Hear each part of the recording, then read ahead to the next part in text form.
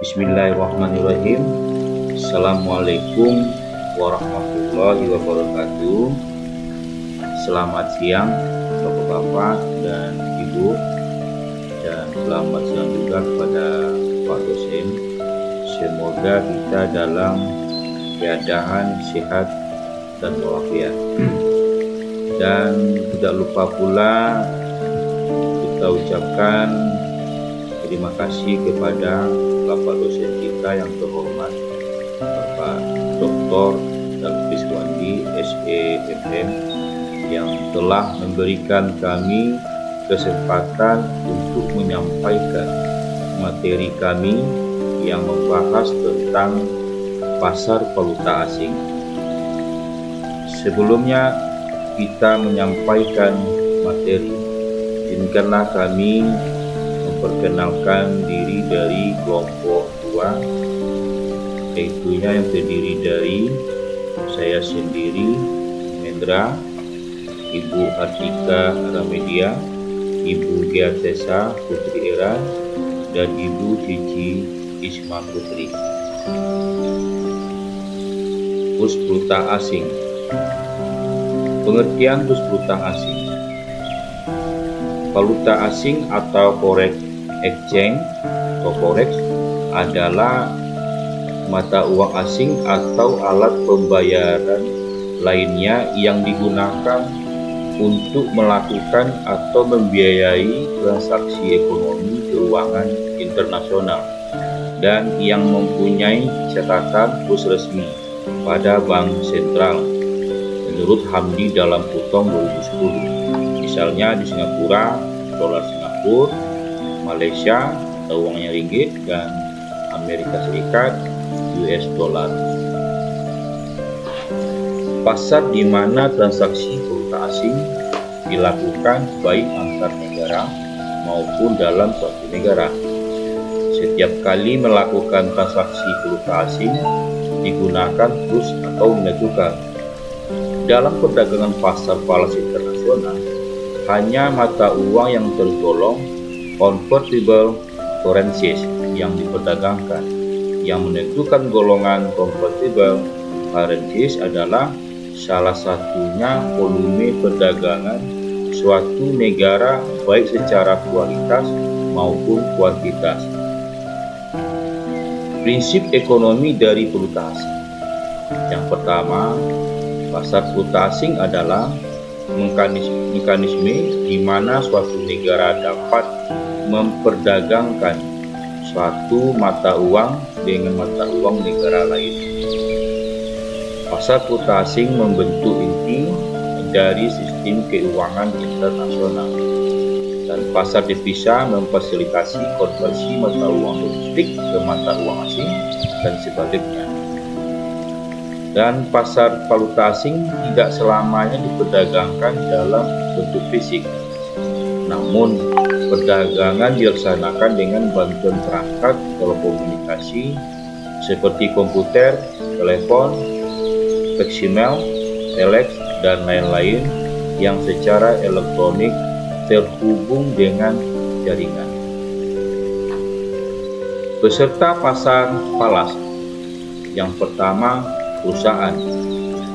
Untuk meningkatkan daya saing dan menekan biaya produksi, perusahaan selalu melakukan eksplorasi terhadap berbagai sumber-sumber daya yang baru dan yang lebih murah, yaitu melalui ekspor-impor. Yang kedua, masyarakat atau perorangan.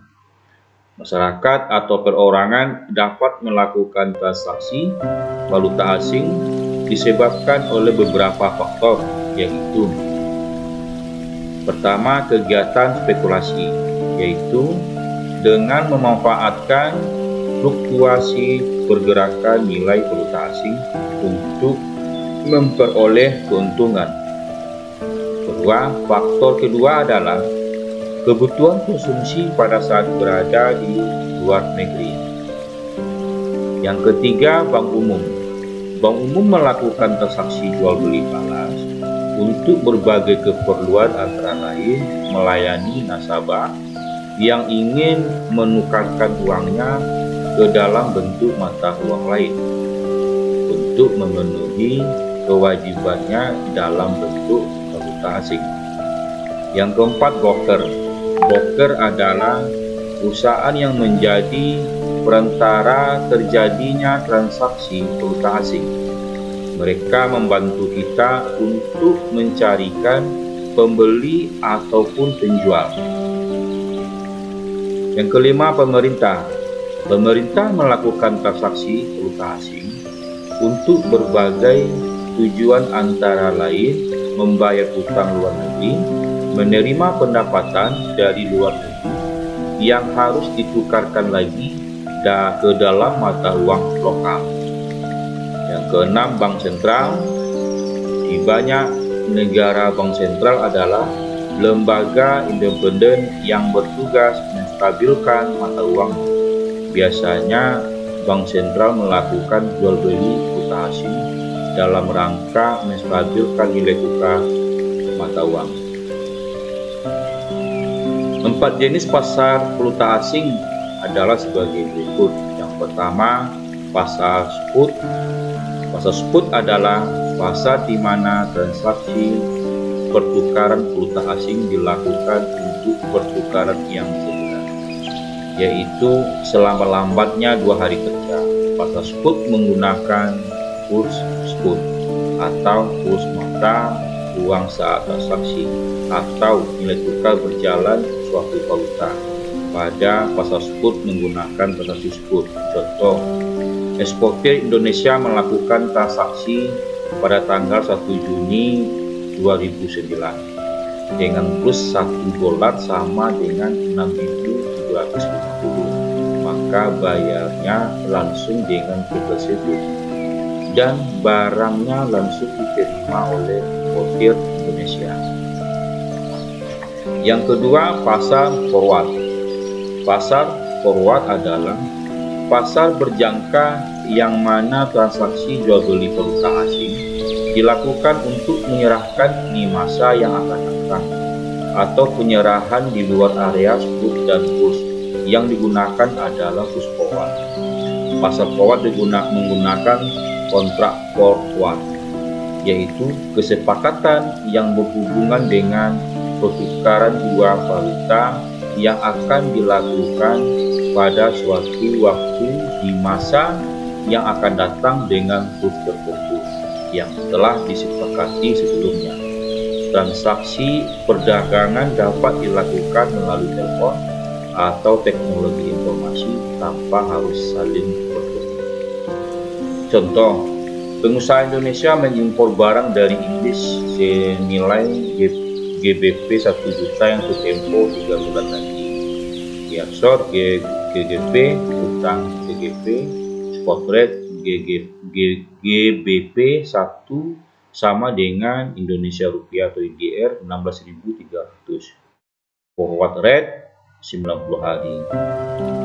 GBP 1 sama dengan 16.200. Berdasarkan transaksi tersebut, maka saat jatuh tempo importir dapat membeli GBP 1 juta dengan harga IDR Indonesia rupiah 16.300. Dengan demikian harus menyediakan Indonesia rupiah atau IDR sebesar 16 miliar 7 juta. Dan ini sudah diketahui sejak awal terjadinya transaksi 3 bulan sebelumnya. Yang ketiga, pasar futures. Pasar futures adalah pasar dengan kontrak perdagangan melalui valuta asing yang menetapkan besarnya volume perdagangan valuta asing pada waktu, harga, dan tempat tertentu yang telah disepakati. Pasar ini memperdagangkan kontrak futur yang didasarkan pada sekuritas jangka pendek seperti emas dan valuta asing. Yang keempat, pasar opsi, option market. Pasar opsi atau option market adalah pasar yang menggunakan kontrak didasarkan hak untuk membeli menggunakan opsi atau tidak. Nah, selanjutnya akan membacakan presentasi berikutnya adalah suatu hati. Demikianlah hasil presentasi dari kelompok 2. Terlebih dan terkurangnya kami mohon maaf. Kami sudati wabillahi taufiq wal hidayah. Wassalamualaikum warahmatullahi wabarakatuh.